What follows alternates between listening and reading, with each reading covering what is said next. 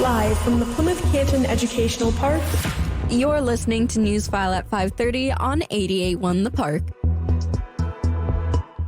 I'm Sydney, and in tonight's news, Plymouth Parks and Rec funding is on the November ballot, and Fright Night with the Michigan Philharmonic. Now, for the latest news that matters in your community.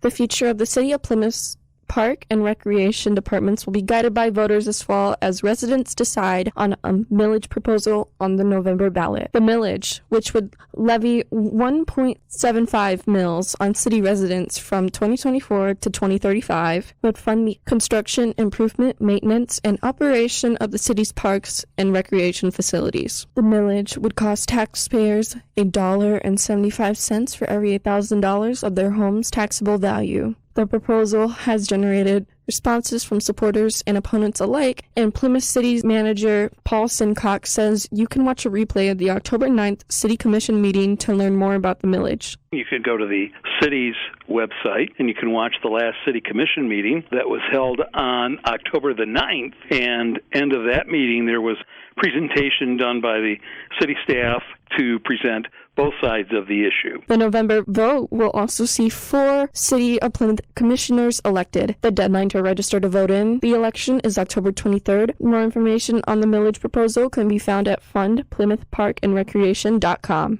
The Michigan Philharmonic is inviting you to a spine-tingling symphonic experience this month when they host their annual Fright Night event. The performance will include a mix of both classical and pop culture Halloween favorites, featuring narrations and vocals from Jeff Spifel. Treats like popcorn and candy will also be available during the concert. Michigan Philharmonic Executive Director Beth Stewart says the concert helps introduce symphony orchestra to new audiences. We hope that they come to this and have lots of fun and then say, okay, well, I think I'm ready to try something that might be a bit more traditional, but, equally as beautiful and interesting to go to. So we hope that people come away with that it can be fun no matter what. The concert will take place on October 21st at 7:30 p.m. at the Marquise Theater in Northville. For more information, visit michiganphil.org. The escalating violence in Israel tops our look at world and national news tonight. The Israel Defense Forces says large-scale strikes on Hamas targets are continuing and a possible ground assault may be coming. The IDF says about 300,000 reservists have been mobilized near the Gaza border. The death toll in the conflict is over 2,700. Secretary of State Anthony Blinken is now confirming reports the U.S. has struck an agreement with Qatar to stop Iran from gaining access to $6 billion in assets. Blinken, who is in Tel Aviv, did confirm that Iran has not accessed any of the funds recently released as a part of a prisoner swap. The Biden administration did say it has the right to freeze the assets. Congressman Shri Thanedar of Detroit has quit the Democratic Socialists of America due to the DSA not condemning Hamas for attacks on Israel. Thanedar says he can't associate with an organization unwilling to call out terrorism in all its forms. He added he stands with Israel and its right to defend itself. People receiving Social Security benefits will see a smaller cost of living increase than the past 2 years. On Thursday, the Social Security Administration announced the annual cost of living adjustment for next year will be 3.2%. The adjustment means the average monthly payments for retirees will be a little more than $1,900 come January. For Newsfile at 5:30, I'm Sydney. Your look at campus news is next. Your place for Plymouth Canton Community Schools updates. It's campus news.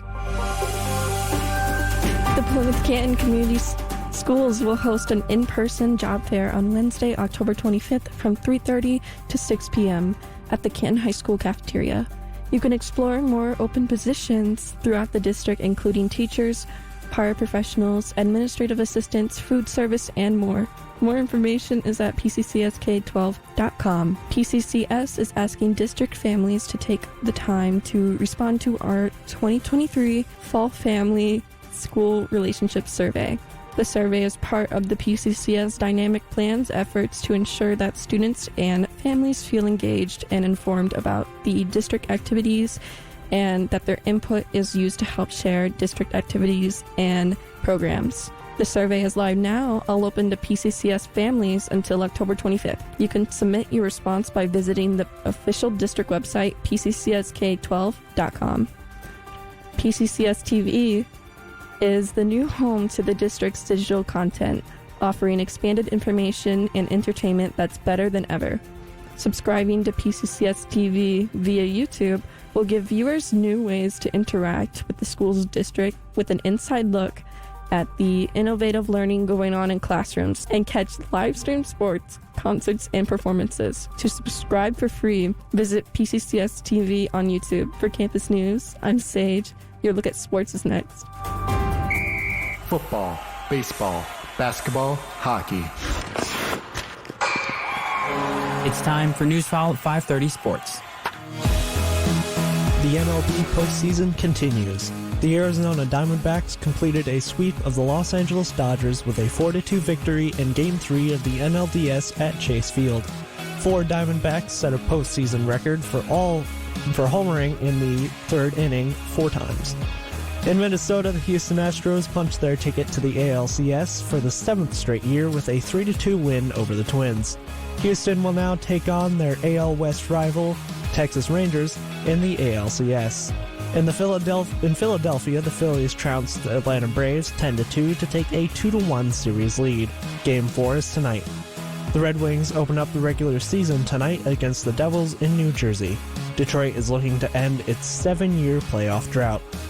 Charlotte Hornets forward and Michigan native Miles Bridges is facing an arrest warrant and a criminal summons for allegedly violating a protective order. The warrant dates back to January, while the criminal summons came out Wednesday.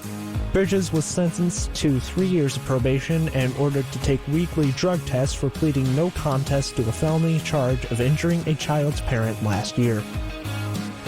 The Kansas men's basketball program is being placed on a 3-year probation. In addition to probation, the Jayhawks will have to vacate their wins and Final Four appearance from 2018 due to Silvio De Souza.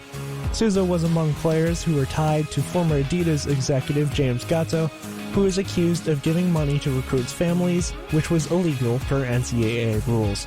For Newsfile at 5:30 Sports, I'm Nathaniel. Your look at traffic and weather is next. From M14 to I-94. Your look at traffic starts now. Look for slow traffic on all the freeways in Plymouth Canton this afternoon as construction projects continue. I-275 northbound and southbound have traffic down to 2 lanes, and we have delays on M14 eastbound and I-96 westbound. That's all for traffic. Your look at weather is next. 88.1 The Park with your local weather forecast. Look for spotty showers tonight with a low of 48. Tomorrow will be cloudy with afternoon rain and a high of 58. Right now in Plymouth Canton, it's 61 degrees under cloudy skies.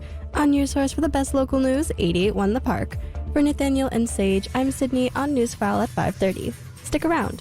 Backstage Pass is next, followed by Back to the 80s at 6 and Plymouth and Canton's hit music at 7.